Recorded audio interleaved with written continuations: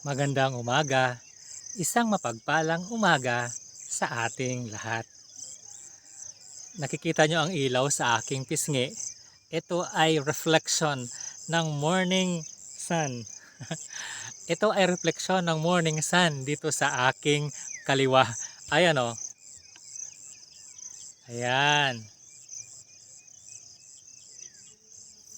Ayan ang sunrise. O diba, kay gandang pagmasdan dito sa probinsya. Kaya inaanyayahan ko kayo na pumunta kayo rito at galugarin ang kabukiran, galugarin ang kabundukan at makalanghap ng sariwang hangin, malayo sa ingay, malayo sa polusyon at syempre sa paligid na tahimik na ang ingay ay ang mga huni lang ng ibon, iyong mararanasan ang tunay na kasiyahan at ang tunay na kapayapaan. Humaharap ako sa morning sun, kaya ayan maliwanag yung mukha ko at nakikita nyo sa aking likod ang ganda ng tanawin.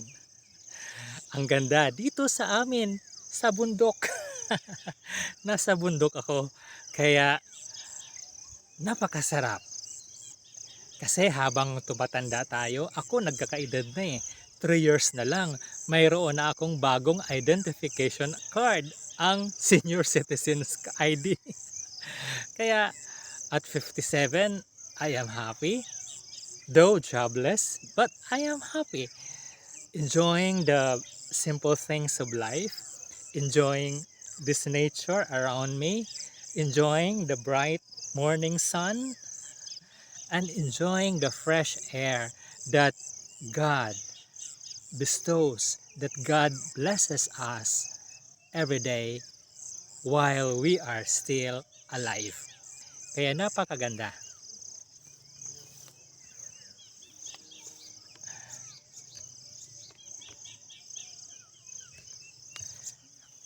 Iikot tayo. Ayan, sa aking kanan naman. Ayan, nakikita nyo yan.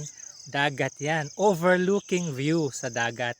At yung dulo na yan ay sa Anda. Ang katabing municipality ng Gindulman, ang Anda. Yung medyo matulis na yan. Yun ay Anda. At yan ang dagat overlooking. Diba? Pagmasdanin nyo ang ganda ng paligid. Ayan. Ang ganda talaga ng buhay. Ayan, green na green ang makikita ninyo sa paligid.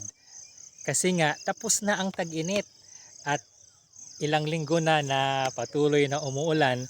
Kaya't ayan, nabubuhay na ang mga damo, nabubuhay na ang mga puno na dati akala mo patay na, pero hindi pala. Nalalagas lang pala ang mga dahon, kaya akala mo patay. Pero ngayon, nagsisibalikan, sumisibol muli ang mga dahon sa mga sanga.